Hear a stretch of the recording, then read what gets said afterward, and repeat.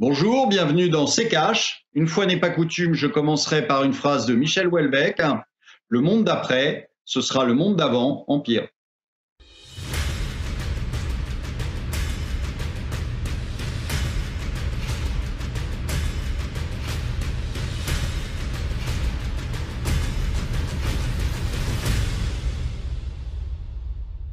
Bonjour, aujourd'hui nous allons vous parler du monde d'après.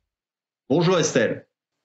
Bienvenue dans C'est Cash. On en a beaucoup parlé du monde d'après. Comment la crise du coronavirus a-t-elle modifié nos modes de consommation?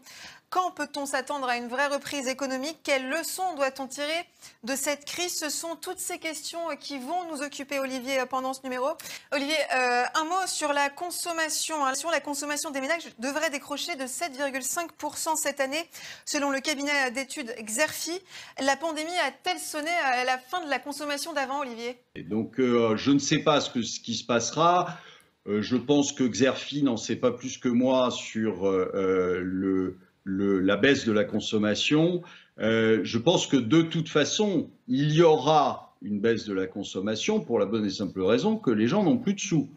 Ils n'en avaient pas beaucoup avant, ils en ont encore moins maintenant.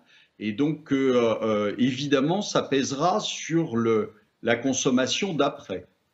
Merci beaucoup, Olivier. On passe tout de suite à la deuxième partie de cette émission. C'est-à-dire qu'on est tombé, je vous l'ai dit X fois dans d'autres émissions, où cette crise sanitaire arrive à un moment où il n'y a plus de viande sur l'os.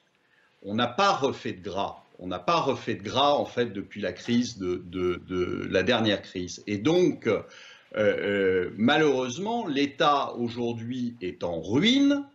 Donc, de toute façon, on est dans une impasse, on est contre le mur et malheureusement, il n'y a pas grand-chose à faire.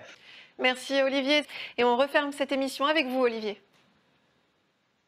Bien écoutez, je n'ai qu'un mot à dire.